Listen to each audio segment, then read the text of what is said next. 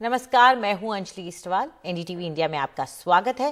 प्रधानमंत्री मोदी ने आज गुजरात बीजेपी के नेताओं के साथ एक अहम बैठक की है। प्रधानमंत्री आवास पर यह बैठक करीब 2 घंटे तक चली। बैठक में गृह मंत्री अमित शाह, गुजरात के मुख्यमंत्री भूपेंद्र पटेल के साथ कई और नेता शामिल हुए। आपको बता दें कि गुजरात के विधानसभा चुनाव में अब वक्त ज्यादा नहीं रह गया है और उसी की तैयारी के तौर पर देखा जा रहा है। आप देखिए कि आम आदमी पार्टी के राष्ट्रीय संयोजक अरविंद केजरीवाल ने भी इस पर ट्वीट किया है और उनका कहना है कि क्या बीजेपी अगले हफ्ते गुजरात विधानसभा भंग करके गुजरात के चुनावों का ऐलान करने जा रही है। आम आदमी पार्टी का इतना डर, ये उन्होंने ट्वीट किया है और ये सवाल वो पूछ रहे हैं इस बैठक को लेकर। तो आपको बता दें कि गुजरात में चुनाव आने वाले हैं। आम आदमी पार्टी भी वहां पर सक्रिय है। वहां पर कई तिरंगा यात्राएं भी उन्होंने निकाली और उसके बाद अभी बीजेपी को भी आप देख सकते हैं कि वो भी वहां पर चुनावों को लेकर सक्रिय है। प्रधानमंत्री मोदी के दौरे तो हुए ही हैं। इसके अलावा ये बैठक जो की जा रही है पीएम मोदी के घर पर, यह भी बेहद अहम हो जाती है। क्या कोई रणनीति तैयार की जा रही है आने वाले चुनावों के लिए, ये सवाल यहां पर खड़ा होता है। तो प्रधानमंत्री मोदी के घर पर आज 2 घंटे तक एक बैठक की गई जिसमें मुख्यमंत्री गुजरात के मौजूद थे और साथ में गृह मंत्री भी वहां पर मौजूद थे।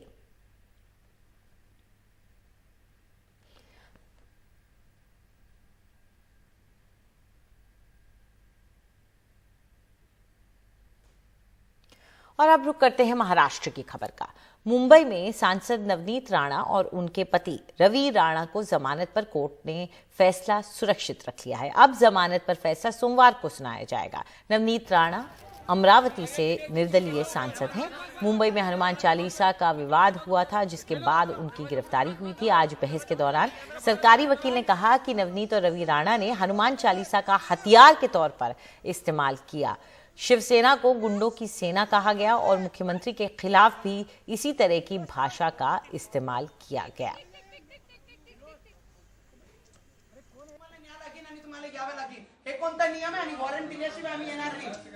सांसद नवनीत राणा और विधायक रवि राणा जो उनके पति है, दोनों की जमानत अर्जी पर आज यहां पर सरकारी पक्ष ने अपना जवाब फाइल किया है। हालांकि सुनवाई कल होगी और जवाब देने के लिए सरकार की तरफ से विशेष सरकारी जो वकील हैं, इस सरकार के सबसे भरोसेमंद वकील एडवोकेट प्रदीप घरत, हमने जवाब में बेल देने के लिए स्ट्रांगली अपोज किया है। हनुमान चालीसा पठन करने के लिए कोई किसी को मनाही नहीं करता है। अगर अभी वो जेल में बैठे हैं, कल आज तक जेल है, जब भी जेल में डाले उस दिन से 24 घंटे भी हनुमान पठन किया चालीसा, उन्हें कोई रोकने वाला नहीं है।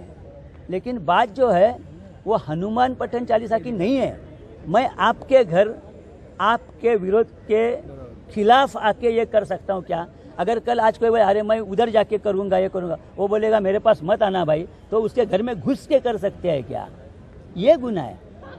यानी इन्होंने एक ऐसा सब्जेक्ट, एक अवडंबर रखा है कि जो लेने से लॉ और ऑर्डर की, मेंटेनेंस ऑफ लॉ और ऑर्डर का कैसा माहौल पैदा होगा कि वो उसका पूरा ब्रेक ये दिखा सकते हैं कि लोग चिढ़ सकते हैं और लोग दंगे कर सकते हैं। और ऐसा अगर हो गया वायलेंस, जो वायलेंस बोलते हैं, तो वायलेंस अगर हो गया तो गवर्नमेंट को कैसा चैलेंज हो सकता है? वो बॉम्बे नहीं पहुंचे तब तक वो प्रिपरेशन था, इंटेंशन था, लेकिन उसको एक अटेम्प्ट बनाने के लिए उनका घर से निकल के मातोश्री की तरफ जाना जरूरी था। वो जा नहीं सके क्योंकि 149 की नोटिस इनको इश्यू हो चुकी थी और उन्होंने 149 की नोटिस को अमल करके घर के बाहर नहीं निकलने का इरादा कर चुके थे।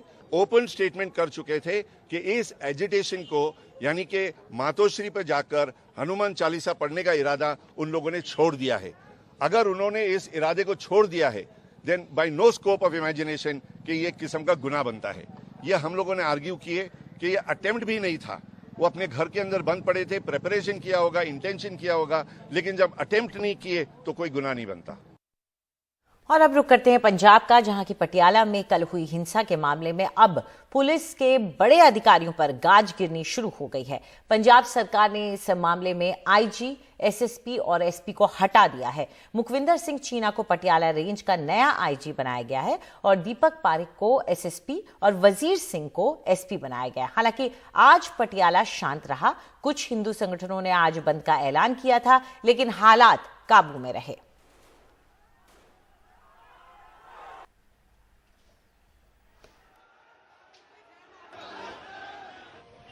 पंजाब के पटियाला में शनिवार को शांति रही। काली माता मंदिर की तरफ जाती चंद सड़कों पर पुलिस ने कुछ पाबंदी लगाई, लेकिन इसके अलावा बाकी शहर सामान्य रहा। हालांकि एहतियातन शाम 6 बजे तक के लिए इंटरनेट जरूर बंद किया गया। Situation is under control. हाँ, थोड़ी सी टेंशन है जो हम रिजॉल्व करने की कोशिश कर रहे हैं, but situation is under control and हम लोग कॉन्स्टेंटली मॉनिटर कर रहे हैं। एंड मेरी ये रिक्वेस्ट सबसे रहेगी कि प्लीज मेंटेन काम। कल काफी चीजें हमने अफवाहों की वजह से देखा जो हुई, रूमर मॉन्गरिंग जो लोगों ने बिलीव की उसकी वजह से हुई। सो इसीलिए आज पटियाला में 9:30 बजे से लेके 6 बजे तक कोई curfew has been lifted at 6 AM today, लेकिन 9:30 बजे से लेके 6 PM तक शाम तक there is going to be suspension of internet services. Police की कार्रवाई जो है जारी है, रेड्स कंडक्ट हो चुकी हैं। We will ensure action is taken. इस मामले में पुलिस ने शुक्रवार रात को ही स्थानीय शिवसेना नेता हरीश सिंगला को गिरफ्तार कर लिया था, लेकिन इस मामले में पुलिस ने जिस तरह की ढिलाई बरती उसके चलते मुख्यमंत्री भगवंत मान डीजीपी से बेहद नाराज बताए गए। मुख्यमंत्री के निर्देश पर पटियाला रेंज के आईजी, पटियाला के एसएसपी और एसपी को हटा दिया गया। एनडीटीवी से बातचीत में मुख्यमंत्री भगवंत मान ने दावा किया कि ये सांप्रदायिक नहीं, राजनीतिक संघर्ष था जिसमें राजनीतिक पार्टियों के लोग शामिल थे। वो सॉल्व हो गया है। कुछ शिवसेना के लोग थे, पॉलिटिकल पार्टी, और कुछ बीजेपी के लोग थे।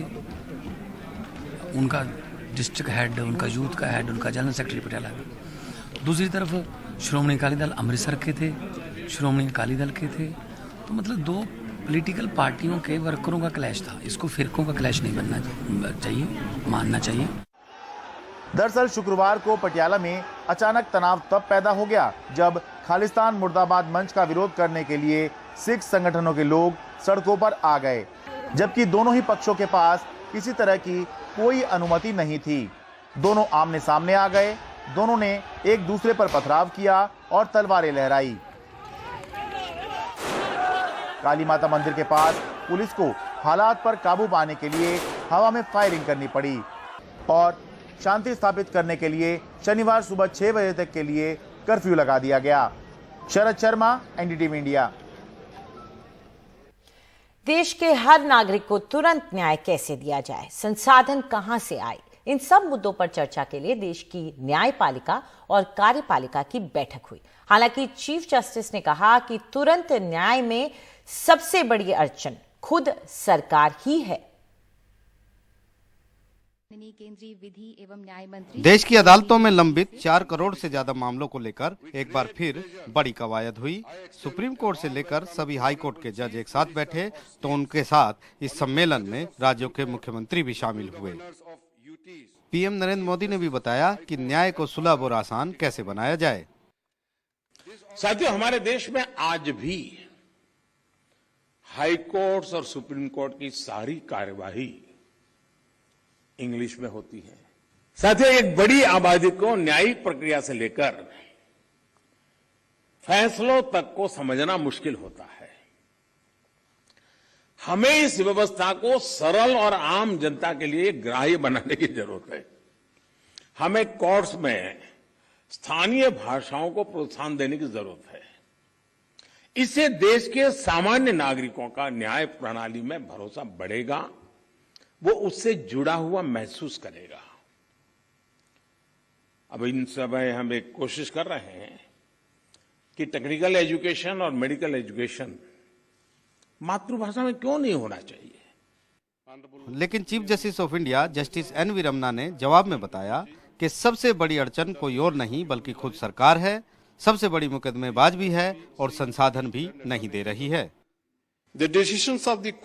अदालत के फैसलों पर सरकारें सालों तक अमल नहीं करती। नतीजतन दायर की जाने वाली अदालत की अवमानना याचिकाएं अदालतों पर बढ़ते बोझ की एक नई श्रेणी है, जो सरकारों के आज्ञा न मानने का सीधा नतीजा है। अदालती फैसलों पर सरकारों का जानबूझकर अमल न करना लोकतंत्र के स्वास्थ्य के लिए अच्छा नहीं है। मुझे खुशी है सम्मेलन में पीएम ने भरोसा दिलाया कि अदालतों में जजों की नियुक्ति से लेकर सभी समस्याओं को दूर करने की कोशिश होगी। ऐसा ही भरोसा मुख्यमंत्रियों से भी मिला, लेकिन सवाल ये है कि क्या इस बार ये भरोसा सच्चाई में बदल पाएगा। 6 साल बाद ऐसा मौका आया है जब सब एक साथ एक मंच पर बैठे हैं। पीएम से लेकर सीएम सब भरोसा दिला रहे हैं कि न्यायपालिका की मदद होगी, लेकिन सवाल ये है कि जब खुद सबसे बड़ी अड़चन सरकार हो तो फिर भरोसे को कैसे कायम रखा जाए। नई दिल्ली से अशोक माले के साथ आशीष भार्गव, एनडीटीवी इंडिया।